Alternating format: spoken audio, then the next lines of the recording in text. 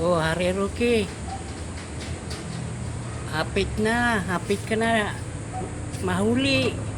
Ikaw na ang hari ng silda. Kami mga Pilipino, mga mamamayan Pilipino, namati sa imo. Apan ikaw, angayan ka nga ipahuli kay masama ka, sakop ka ni Lucifer.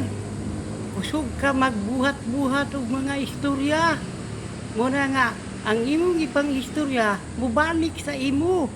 Busa, Hari Roque ng silda. Ang taong bakakon nga pagka tao. Busa, Hari Roque, dool na, gamay na lang. Hinay-hinayon na kamo pagkuan sa Panginoon. Kanang imong pagsilig ingon nga, ang among presidente, imong ipa hawa, wala may mahimo kanang imong gi pahambog nga Sara nga wa manay bangkaagan, abogado nga bubo kana armasay ka Roque.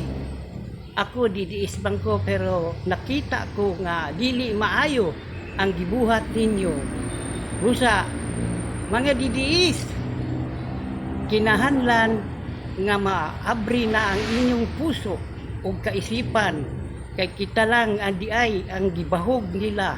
Busa kita na po ang magpahuli kan Hari Roque aron si Haring Roque mahimo ng hari ni Satanas o hari sa silda.